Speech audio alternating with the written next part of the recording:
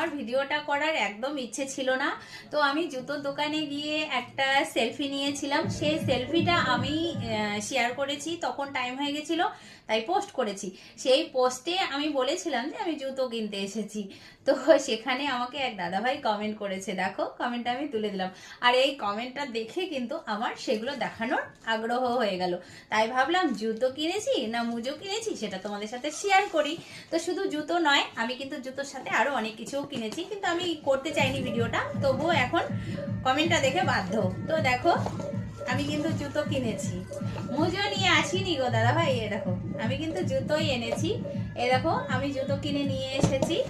আর জুতোর সাথে কিন্তু আরো অন্যান্য জিনিসও এনেছি, শুধু জুতো নয়। আমি জুতোর সাথে আমার জন্য একটা প্যান্টও নিয়ে এসেছি। এ দেখো, এই দেখো জুতোর সাথে আমার জন্য একটা প্যান্ট নিয়ে এসেছি। ঠিক আছে, একটা প্যান্ট এনেছি ঠান্ডা যেহেতু।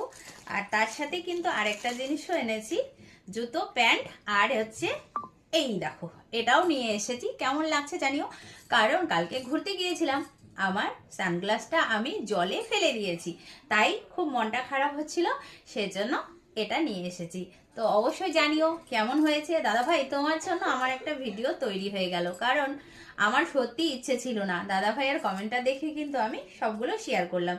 তো আমার জিনিসগুলো কেমন হয়েছে অবশ্যই জানিও। তো চলো, টাটা।